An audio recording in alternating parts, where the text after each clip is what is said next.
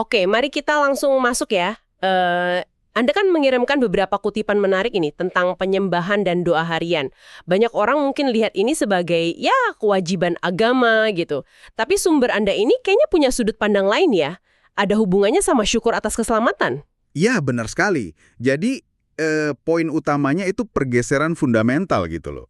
Bagi orang yang merasa diselamatkan lewat Yesus, menurut sumber ini ya, hidup itu bukan lagi soal melakukan sesuatu biar dapat berkat, tapi lebih ke secara alami merespons anugerah yang udah diterima. Nah, pujian sama doa harian ini dilihatnya sebagai ekspresi yang spontan, yang konsisten dari rasa syukur itu.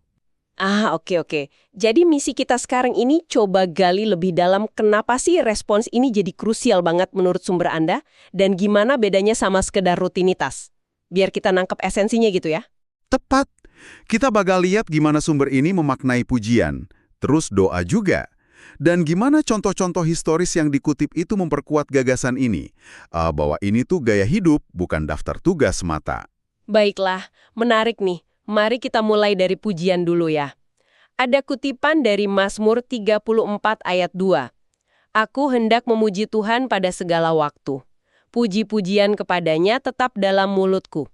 Sumber Anda kayaknya nekenin banget kata segala waktu ya. Ini berarti bukan cuma pas kondisi lagi baik aja kan? Nah, itu dia poin kuncinya. Contoh Daud itu relevan banget di sini. Dia kan nulis banyak mazmur pujian justru pas lagi, wah susah banget. Dikejar musuh, difitnah. Ini nunjukin, menurut sumber ini ya, pujian sejati itu sumbernya dari pengenalan akan siapa Tuhan itu, karakternya.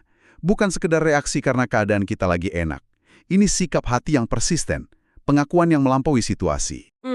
Itu pergeseran fokus yang lumayan signifikan ya dari cara mungkin banyak orang lihat pujian. Nah, kalau gitu doa gimana? Sumber Anda kan nunjuk ke Efesus 6 ayat 18, berdoalah setiap waktu dalam roh. Malah digambarkan sebagai nafas orang percaya. Wah, kuat banget gambarannya. Interpretasi sumber ini gimana tuh? Iya, gambaran nafas itu penting banget. Sumber ini ngelihat doa itu bukan kayak daftar permintaan formal gitu, tapi lebih ke komunikasi vital. Kayak persekutuan jiwa yang intim yang terus-menerus sama Tuhan. Berdoa setiap waktu dalam roh, itu ditafsirkan bukan cuma soal seringnya aja, tapi doa yang dipimpin Roh Kudus, yang selaras sama Dia. Buat yang sadar akan anugerah keselamatan, doa itu jadi kerinduan. Ya kayak kita butuh napas aja gitu.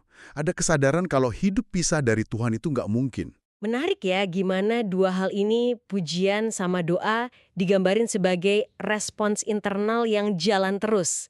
Nah, sumber Anda terus ngasih contoh nyata juga kan? Ada Daniel yang tetap doa 3 kali sehari meskipun ada ancaman, terus Yesus yang menyendiri buat berdoa, sama jemaat awal yang ngumpul tiap hari. Gimana contoh-contoh ini memperjelas argumennya? Betul. Contoh-contoh ini fungsinya ya kayak ilustrasi hidup lah.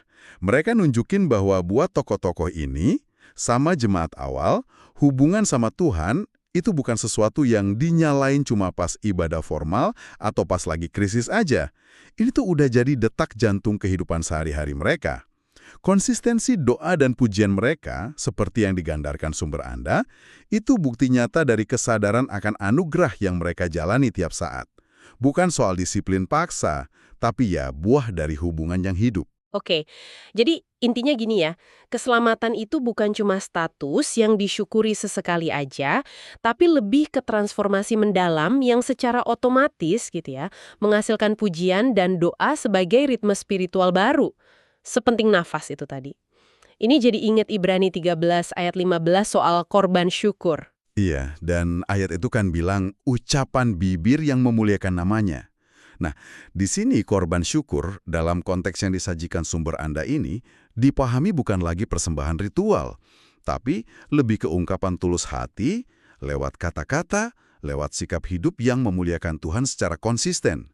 Intinya, hidup yang diubahkan oleh kesadaran akan keselamatan itu sendiri jadi sebuah pujian.